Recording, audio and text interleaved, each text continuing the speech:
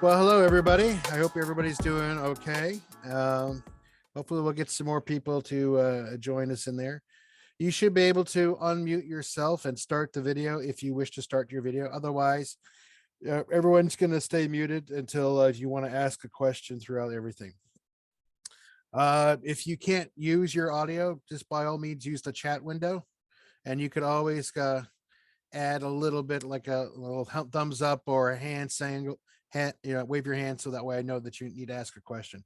I'm the only one here, so basically if I don't see it, let's like Glidden, if you see somebody needs to get my attention, I haven't said anything, just let me know and I'll try to get to them as best as I can. Let's see, Bruno, hey, you're from Montreal. Congratulations. Thank you for coming. Like, congratulations, you're from Quebec. Yay. No, sorry. Thank you very much for joining us. I appreciate it. Let's see. All right, without any further ado, let's get started here. All right. Well, before I get started on the presentation part, just give you a couple of heads up. I'm going to be doing these self-assignments here about basically every other month now. I'm going to do one more in February, and so then I'll be doing them on even months. And then after that, because I'm also doing something with the low light photo group on the odd months. So that way it gets a little bit evened out. Right now I'm doing a few things at once to kind of juggle everything, and it's just kind of hectic. So I'm going to kind of smooth it out a little bit to make it a little bit easier on me as far as that goes. So we'll do one more just to get us in sync. And then in February, I haven't come up with an assignment yet. Then of course it'll be every even month on top of that. At least that's the plan anyway. So let's see what else is going on here. Well, let's bring up the screen here, and that'll be easier. We'll start with that. Now, hopefully everybody can see the screen.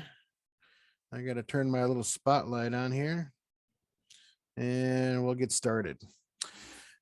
All right, so I am recording this session, so I'll put this on YouTube. So if I've gone over some stuff with you guys here before, just bear with me, because again, since I'm going to post it on YouTube, so in case anybody wants to take a look at it later who didn't make it to here for whatever reason, then that way at least they can watch it that way.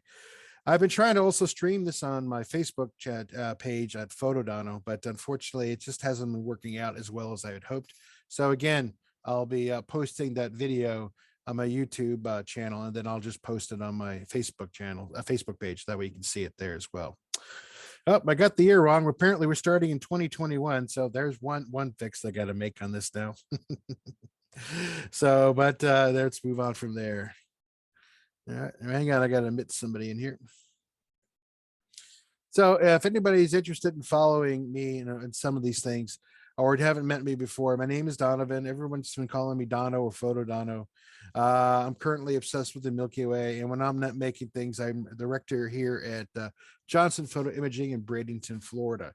I teach a lot of the photography classes.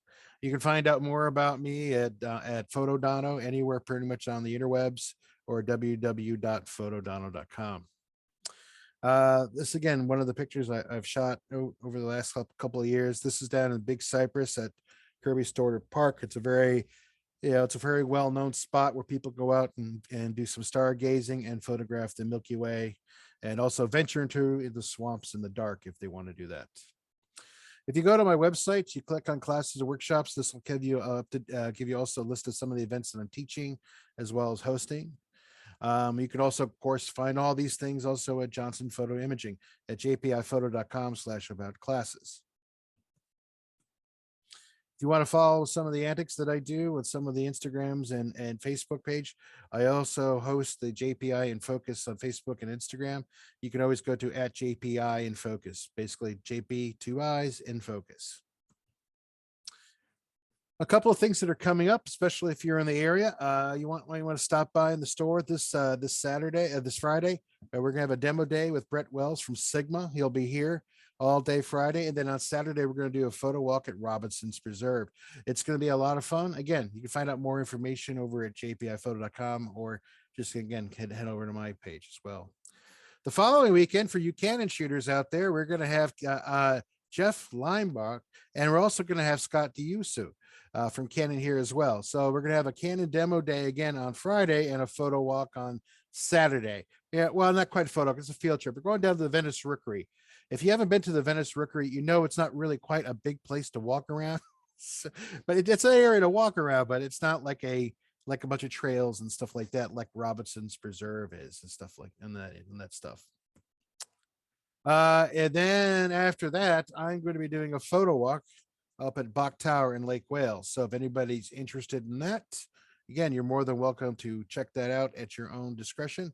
And you can join me up there. I'm going to be trying to do a couple of my own photo assignments over there as well, too. And then, of course, we got another Robinson's Preserve photo walk field trip coming up. That'll be in February with Sony. So for you Sony shooters out there, this is going to be awesome. This will and on each of these events at Sony, Canon, and Sigma, they each are going to bring loaner gear that you guys will be able to try out. Loaner gear is on a first come, first serve basis. So you're more than welcome to check that out at your own discretion. If you're interested in this, Billy D. Zwanowski, or Billy D, is going to be here February 5th. He's going to be doing a class on boudoir photography. It looks like I got a couple of people already signed up for that. So there's a couple of spots still open. So make sure you sign up as soon as you can. It's a limited amount of people for this because, again, of all the stuff with COVID and whatnot. We're trying not to overwhelm the class as far as that goes. Billy will be there with the model, and we'll be able to not only he'll do some do a little bit of a talkie, but we'll also be having some hands-on for shooting, and you probably get some hopefully some decent pictures for your portfolio if you want to do that. Billy D, if you're not familiar with him, you go to Billy D Photo. Billy D Photo, he's an award-winning Florida photographer. He's got the from the Florida Professional Photography Association. He's got an award for photography excellence, and he's an amazing photographer. If you get a chance to check him out, I would certainly do that. If anybody's interested, they can join me at the Sunset Under the Pier. This is down at the Venice Fishing Pier. For those of you who have joined me before and know that it has not worked out, that's because of weather or some other shenanigans with nature. I'm going to try it again, and hopefully this will be the third time will be the charm. I'm going to be going back out to the Everglades at the end of February. It's not quite Milky Way season yet, but it certainly doesn't mean you can't take advantage of some of the things with the star trails and stuff like that. So I'm going to be doing some of that as well on February 27th. And again, you can find out some more details either on both on my site or again at jpiphoto.com about classes. Again, Billy, we're going to be doing again another presentation here on March 19th. This is going to be part in store and part on location at Coquina Beach. There'll be more details as it gets forthcoming, but if you want to, it's not quite on the website. It'll be published soon. But again, the idea is it'll be something kind of fun thing to do. Again, this is for a small group of people who are really want to just hone their lighting skills and get some better results with any of that stuff. All right. Any questions before we get started on any of this stuff? You should be able to unmute yourself or leave a message in the chat window there.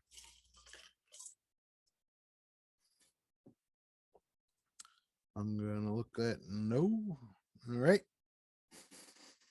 Okay. So tonight's assignment was to do with holiday lights and bokeh. And some people may not know what bokeh is. So I'm going to try to attempt to answer it as best as I can through this little presentation right here. Bokeh has basically, there's two pronunciations that people are familiar with. There's bokeh or bokeh. It all depends on wherever you've learned it from. As far as I'm concerned, they are both legitimate. So it doesn't really matter to me, bokeh. Of course, there's people who argue about this, or if it's GIF or GIF. So yeah, it's whatever you feel comfortable with. Now, if you're not familiar with bokeh, bokeh is basically it's a Japanese word which basically means blur or blur quality, or describes the blur quality in your image. This is created in the lens itself. So basically, it's the aesthetic quality of the blur produced in the autofocus parts of the image.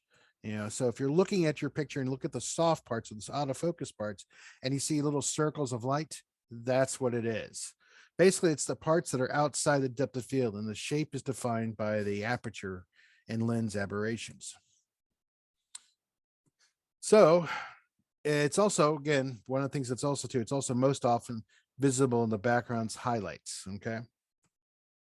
So for those who are not familiar with any of this stuff out there in the interweb who might be watching this later on, the idea is that you can modify the aperture on your camera, and then you can change what they call the depth of field. When you do that, you're modifying not only the depth of field, but you're also adapting the bokeh as well too. Now, bokeh also is defined also by, again, the little bit of contrast or extreme tonal range for the highlights. So if there's not a lot of highlights, you're not going to see a lot of bokeh. And the other thing too that people always ask me about this stuff, does sensor size matter? And my answer to this, no, it doesn't. Does it overall affect your bokeh? Of course it does. And these three images of my cute little son here, he's no longer cute. He's still handsome. He's 17 now, but here he's like between 3 and 8. So it's a nice little range there for cuteness. So anyway, if you look there in the background right there and some of the pictures right there, you can see that there's some definitely circles. These are the bokeh right here. Different sensors. These two are 4/3. This one's on full frame. So if you shoot everything identical and the same focal length with the same f-stop and you put it all in different sensors, yes, you will see a difference with your bokeh. The smaller the sensor, the smaller the bokeh. The bigger the full frame, the bigger the bokeh. However, this is all subjective. Some photographers love bokeh. Some photographers don't like bokeh. It all depends upon what you want to see in the aesthetic quality of the image. And that's all we're doing right here is we're trying to control the aesthetic quality.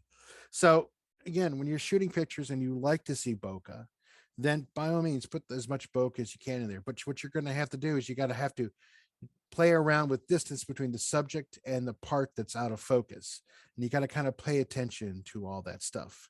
Distance can also change the size of the bokeh as well, too. So this is 2.8 in full frame. You might not think there's any bokeh in the picture, but as soon as we zoom up on her blouse or in the background of her, you can see there's plenty of bokeh in there. She's just so close, and there's really not a lot of difference, but there is some bokeh in there. It's more noticeable again on her top, and of course, there's some in the background right there. Now, the other thing with bokeh is that it's also controlled by the aperture blades. So again, depending upon the background, and what the tonal range, you may see a lot of bokeh or not so much. You can see bokeh pretty much almost aperture range if the area is right, as far as the amount of the background goes. Now, how much of the bokeh you can see also depends on the field of view of your lens as well too. So the more you can narrow the field of view, the more bokeh is going to be a little bit more prominent there. This is due to a thing that happens in the lens what they deal with expansion and compression. So on the picture on the left, what you see on that red square and that orange rectangle, versus the one on the right there, this is what's in there. And you can see how the background's being manipulated and changed on that thing. So that means as you zoom in into your subject, whatever it is, as it gets bigger and you're bringing it closer and closer in the field of view, you can actually do a little nifty things with what they call expansion and compression. Now, these were all shot with a micro 4/3 on a system, so that's what the focal lengths are here based on that. If you're shooting with your full frame, just double up the number. If you're shooting with crop sensors like APS-Cs, then you want to do it like 1.5 or something like that. But with expansion and compression, it's like taking those pictures and you place your subject within the foreground and you try to place them accordingly in there and you want to get a nice, lovely picture. But if you want to bring that background closer to the subject, you start zooming in. But if you want to keep your subject the same size, you can see how this background's getting affected. This is something you might see like at some of these touristy places, like in Pisa or the Leaning Tower of Pisa, or you've got, I'm sorry, the Leaning Tower, Eiffel Tower, or in the Statue of Liberty, where people are miming like they're holding up the building. Most of these tour guides will say, tour guides would say that you want them to look at the you want to set your lens to about probably as open as the biggest the smallest f-stop number or the biggest aperture opening with up to 200 millimeters, and you basically place the subject within the distance. But by playing with this expansion and compression, you can actually make much better pictures without having doing too much with your aperture or any other exposure setting on there, which is kind of a cool thing. Now here I just played around with it so you can look, now you can see what the significant difference is by dropping down to 2.8. You get this nice soft creamy effect. And there's bokeh out there. It's just not as prevalent because again, there's not a lot of speculative highlights in there. So when it comes to compression, especially when you want to highlight the bokeh, especially if you're shooting with like a 75 to 300 millimeter lens that only goes from 5.6 to 6.3 in the aperture rating, then you could play around with compression to make your bokeh appear to be larger than what it might be actually be. So when you're playing around with compression, what I suggest is you bring the subject closer to the lens. So what you do is as you bring the subject closer lens, then you zoom in, then the background will appear to be bigger, and anything outside the depth of field will also appear to be bigger. This typically works best with a full frame focal length of 135 or more.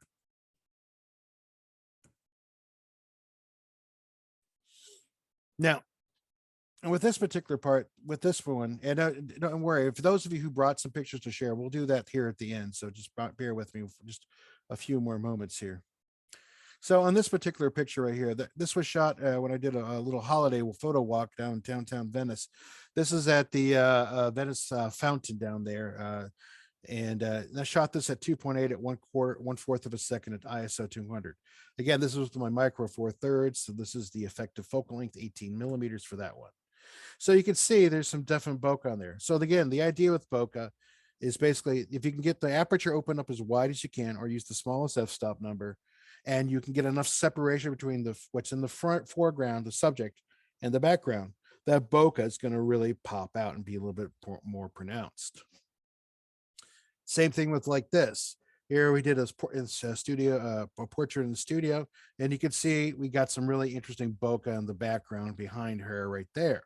So again, it's just something that's kind of fun and easy to play around with. But again, that's using a 2.8 and f-stop for that type of thing. This was at 85 millimeters for this one. Now, if this was an 85 millimeter full frame system, that bokeh would appear to be bigger at 2.8. Now, if you look at the aperture rating on this one, this is again on a micro 4/3 at 100 millimeters. This is at f5.1. So you can see the bokeh is pretty big. Well, that's because, well, we're focused on something really close to the camera, and we're zoomed in as best as we can. I'm about maybe 6 or 7 feet away from this little ball right here. I've zoomed in, but this background is like 3 times farther away. So I'm bringing that background, that autofocus background, closer to it, and therefore it's going to exaggerate. Even if the bokeh is not, even if the aperture is not as big of an opening, it's going to be something, it'll certainly give you a little bit more of an appeal of bokeh if you want to do that. Same thing like this. I just got really tight. I just got really tight and zoomed up on this little crystal ball that somebody brought. So you can see the picture, and so you can see all the bokeh in the background right there. We're really tight up. That's to kind of give you a context. This is where the ball is, and this is where everything is right there. So you can kind of see, we had to zoom in. And then of course, even if I don't change the distance and I change my focus point, you can see both at 100 millimeters, by just simply changing, so the ball is so close to the lens, you get a lot more more effective bokeh in the background. You still see some bokeh over here on the left side right there, because again, the ball is outside the depth of field. So there's a little bit of bokeh on there, but you can see that most of the bokeh is right out there, which is really what's kind of cool. So again, you can also use bokeh when you're shooting with video as well too. You see a lot of that in things. So for instance, this was shot at 2.8 with a slow shutter speed. So that's why you get all this motion blur with the water and stuff like that. But that's kind of a cool thing, and it gets a little bit of fun with that. And you can see there's a little bit of bokeh going on there and stuff.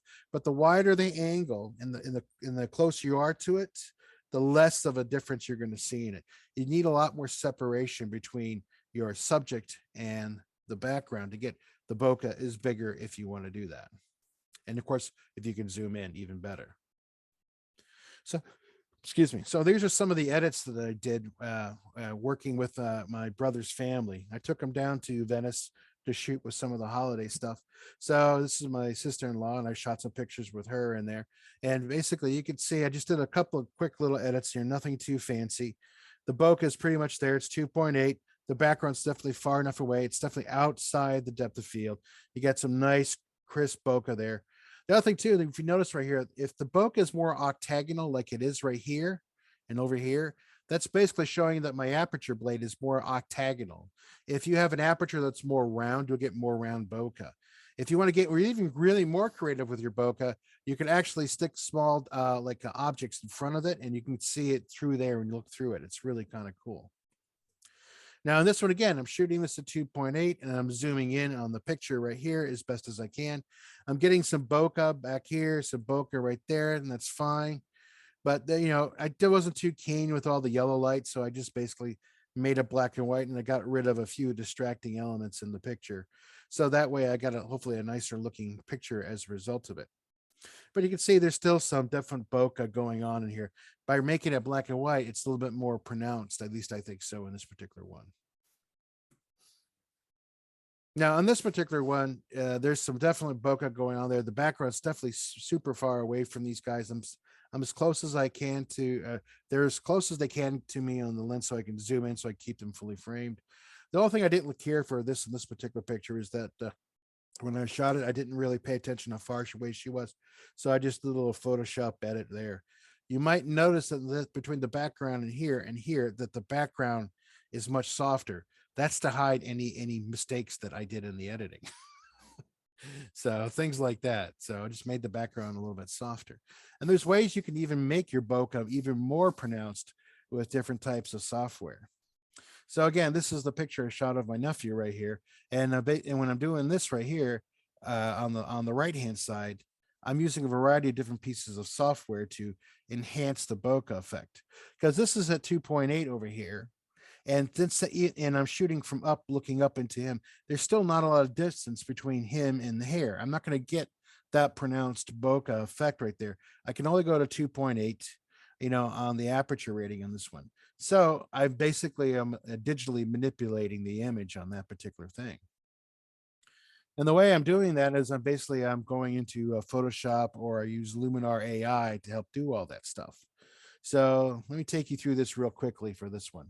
So I'm going into this particular one, and this is my nephew again. And basically what you can see on the right-hand side, got to move a few things here. So if you see right here on the right-hand side, you can see that I'm basically been playing around with the different layers, and I'm manipulating that. So this is what on that top layer right there, that's dealing with the bokeh for what Photoshop did with its neural filters. And then when I took this one into Luminar AI, I got a little bit more interesting picture as a result of it. So by manipulating choosing between the two, I can also go through them all and then maybe mask out the area and use selective areas in that. Now, if you've not used Luminar AI, it's a really cool tool. They got a new version coming out, which is in February. They got a beta version out already, but Luminar AI is kind of a cool piece of software where you can actually change everything. Now, they have templates and stuff, but I didn't do any templates in here. I just went into its basic portrait bokeh, and I just could basically was able to add more bokeh by using the sliders. I can play around with it if I wanted to, with focus and defocus, restore, make the radius of the brush bigger and stuff. But the idea is I just did it like this. I just let the default happen. The one thing I didn't notice right here right away is that it missed this spot. So I should have gone in there and painted that. I caught it before, but I was just doing this today before I did the presentation. So I missed that. Then, of course, I did a little bit of manipulation on the face light that it gives an option there. And then I went into high key to really kind of sell on the contrast and give it hopefully a little bit more separation on some of that stuff. And then of course I dumped it back into Photoshop, and of course then you can play around between the things. I did mask out the him in from the Luminar because I didn't think Luminar did as good of a job when I was going back and forth between this top layer and that one as far as the color for the face and the stat and that. So any questions about any of that stuff, about any of this kind of bokeh things? Anybody got questions about how to produce bokeh, how to make bokeh, or anything of that nature? Nope. Any comments from you, Mr. Glidden, sir? You always have a few things to say. No? Well, there is a quick trick with Photoshop as well. You can take, in the case of the picture you show of your nephew, if you just go and do a subject selection, right, and Right. make a mask, and then make a copy of that of the picture, original picture, and then you just go filters, Gaussian blur, and play with how much blur do you want, you Yep. will get the same effect. Yeah, there's a lot more blurring effect that you can play with around in Photoshop. I just did the quick and simple, easy neural filter and just move through that. There, the idea with these things is to give you guys hopefully a little bit more of a taste of what you can do with some of your techniques. So if you didn't get the bokeh that you want, you can always make the bokeh that you really want. Now, some people might say this is cheating, and I say balderdash. This is not cheating. This is basically creating what you want to see, but you're limited with the gear. So you have to kind of work with it. Everyone would love to have to be shooting with an 85 1.4 all the time. That would be awesome for almost anything. You're doing a lot of portraits. This is like a good go-to lens for a lot of portrait artists. They don't normally shoot it at 1.4 though. They're usually shooting at 5.6. They get that lens for the quality of the glass, the sharpness. You shoot a lot because if you do shoot your portraits at 1.4, the eyes might be in focus, but the nose will be out of focus, and the ears and everything else will be out of focus. So you got to be kind of mindful of that type of stuff when you're trying to make these effects. Anybody else out there? No. Actually, I know that in YouTube, there is somebody. This I saw it a couple of years ago. That they will go through a workflow where it will replicate the true bokeh of a lens, where you have less in front of the image, and then it goes progressively and so on. But it was so complicated that I tuned it off like halfway through. There was a camera that was out there not too long ago. It used computational photography. So you shot one picture, right? But what it did was it mapped out all the where all the light rays would hit. It mapped out all the aperture ratings. So you could literally go back in the software that this camera came with, and you can modify that depth of field just by using the slider. And it was all that was doing is remapping where the light rays were coming in through, because it mapped it all out. Now the basic image resolution on that was not that great, and a lot of the phones like that use computational photography to basically mimic bokeh or soft backgrounds, like the portrait effect in a lot of the phones and stuff like that. They're not giving you a soft background other than manipulating it, doing subject select and softening up the background basically. So it's kind of a cool thing. All right, so I'm gonna go pull up the interweb here and go to Meetup. I think some people uploaded some files there. We'll take a look at those. For those of you who are interested, if you haven't joined up, we also have I have what's called the Bradenton Photo Group on Meetup. And what you could do is you can join there and you can sign up. There's no charge, no dues or anything like that. I try to keep this free as much as I can for everybody. If you do feel the urge to, I think I had it at the beginning, I forgot to mention, if you want to, you can always leave me a digital tip. You can always go to photodonald.com, click on about classes, and you can leave me a digital tip. Doesn't have to be anything fancy. It could be just a cup of coffee. Not too fancy with that. Hang on one second. Apparently I didn't hit share. Let's try that one more time. There we go. Let's make this bigger.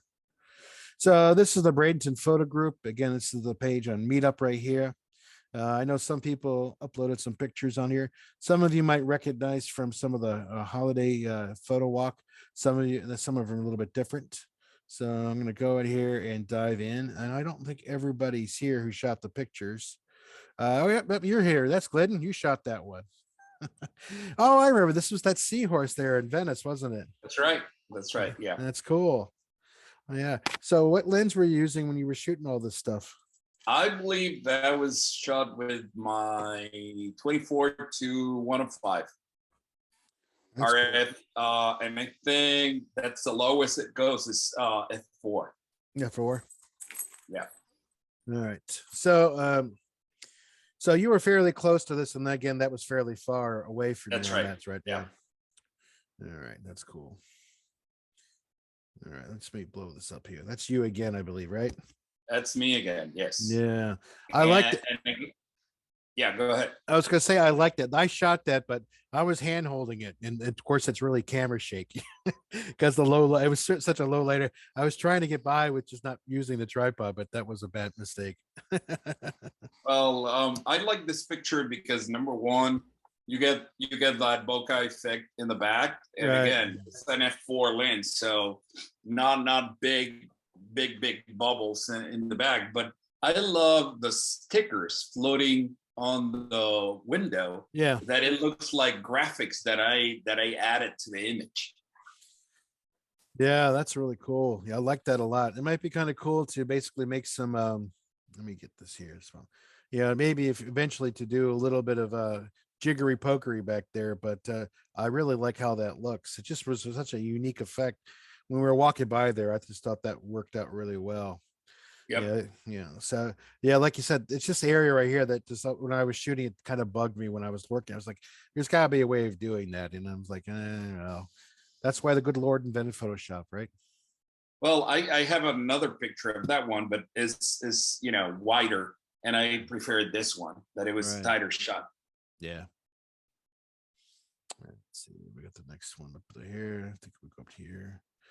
All right. And this also good. Yeah, you're playing with the magic crystal ball too. Yeah, I know. Cool. I know. I like that. So I forget what I was thinking. Was it Barbara that brought the ball? Believe so. I don't Yeah. remember who did, but it was pretty cool. Yeah, it's cool. I love that crystal ball. I keep thinking I should pick one up. But I thought that maybe I will before February, and maybe I could use that with some of the star trails and stuff. It'd be kind of cool to see the star trails, in the sphere. Yeah, Let's see if it can work absolutely. out. Yeah, that'd be kind of cool. So yeah, this is again kind of cool. And again, it's you can see how big the bokeh is and how soft everything looks in the background. You get that nice creamy effect with that, with the speculative highlights. The ball works really well because it kind of mimics all that stuff in there too. That works out really well. And like you said, I was really close to that ball. So Yeah. Yeah, that's cool. Let's see. Let's go into this one. And Mr. Glidden again. All right. Okay, I remember where this is now. That's cool. I like that. Nice little foreground with the lines, leading lines you leading down there. Shame the cars weren't too helpful. It'd be nice if you had more car streaks going on the side. actually, I wanted them on the right side so I could get those red tail lights, going Oh away. yeah. That'd be kind of cool. What we need to do next time is have somebody just drive around us in circles, go around the median as much as fast as they can. Yeah, yeah, I've done that before. That's cool. Let's see who's next in here. Mr. Glidden again. Oh, you went down. That's right. You went down to the Yeah. down by the city hall. How did you find that? Was that okay? It was okay. I like better the picture I took from the other side of the street, but Hmm. again, it kind of got lost. The composition, I didn't like it that much. Hmm. But I believe the way they like painted the palm trees and so on, it looked pretty cool. The problem was, again, you're from one side of the street shooting into the other side of the street, and I didn't like the composition whatsoever. So Right. I crossed the street and I got this picture, which it was tighter. It's kind of funky. My wife gives me grief that I am in love with flamingos. Well, if anybody ever visits Johnson Photo Imaging, there's tons of flamingos outside. You can to your heart's content. And here we're getting Yeah. more into the serious stuff, Yeah. with a fountain and so on. I believe this was taken with my, yeah, I think I was still with the RF 24-105, but the next one is with the 50 millimeter, and it was handheld, that picture there. Yeah, I really like this composition. I think I saw that when you were doing it, and I said that's actually a good idea. Actually, I gotta give credit to my wife. I stole it from her. She took Oh, a okay. picture with her phone, and I loved it so much that I said, "Oh, I gotta get the same picture." So what was the aperture rating on this one? You said it was you said with your 50, it's like 1.2. Probably I was down somewhere at the 2.8. Right. Because when you see my last picture, you'll see what happened when you go down to 1.8 or 1.2. Yeah, So, I really like this composition with the fountain and stuff. I really wish they would have something facing the other way, but yep, yeah, but the other way just wasn't as pleasing for this one. yep. So let's go to the next one here. Let's see, where's that? Let's see. And and now you can see, because I put the info, that's at 1.8. Okay. So you can see the front. That is a snow globe, right? You Right. can see the front of the globe on the base is out of focus already, because Yeah. because my focal point is the nose of that dome, of the gnome. And even when you really get it big, you can see that the top of the hat is also out of focus. So Right. that's what 1.8 will do for you. And if you go down to 1.4 and 1.2, forget it. It's way too shallow. Yeah, exactly. And you can see what I was talking about with the octagon shape right here, because that's basically these are the aperture blades at that one. Was it you said 2.8 for this one? 1.8, 1.8. So you can see the aperture blades right there. That's the thing I think is really freaking cool, is that you can actually see the inside of the of the lens basically Yep, through the bokeh effect, which again, yep. maybe that's the nerd in me, but I really, really, really like that type of stuff. And actually, it's funny because I didn't take down the Christmas tree waiting to take that picture. So, That's and cool. then the next one is kind of the same one, but with the agitated Mm. snow globe. I couldn't decide which one I like better. So, I don't know. I kind of like the other one better myself. Yeah, I haven't heard too much from the group yet, so but we'll see if anybody else has to say. Let me get out of this and we'll go from there. Let's see. Stop share. All right. Now, does anybody else have anything to share tonight? If some of the pictures they may have shot? Vitali, Bruno, Carr, and forgive me, I cannot pronounce that that name. Is the Kalzinski, I think is it. Anybody got anything else to share tonight?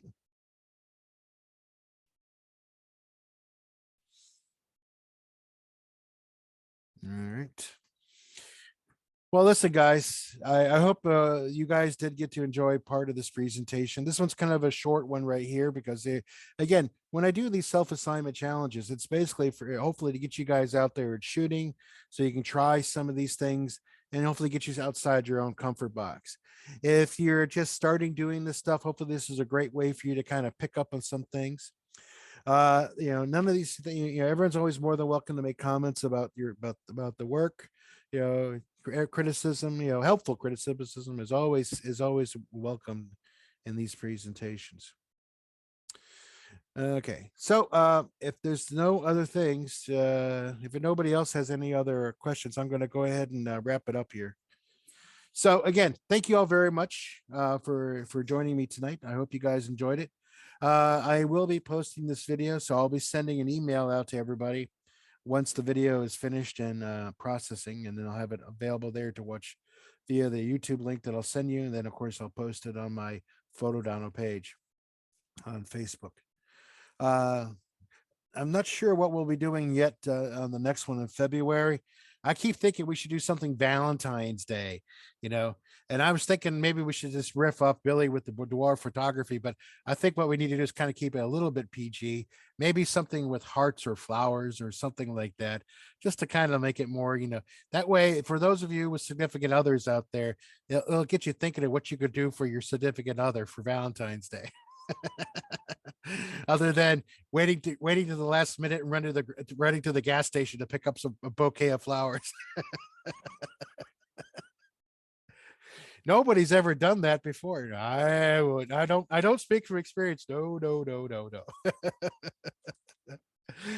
All right. Well, listen, guys. Again, I said I hope you guys enjoyed it. I hope you guys got some good pointers from it. I hope you guys could take some of these things and use them and have a lot of fun. You guys are, again, as I said, if you want to go to photodonno.com, you can drop a tip or two in there. That always helps out, especially helping taking care of some of the expenses with Meetup. Again, thank you all very much, and I hope you guys have a wonderful evening, and I hope you're having a great new year. Thanks again, and I will see you next time. See you. See ya. See you, everyone. Thank you very much.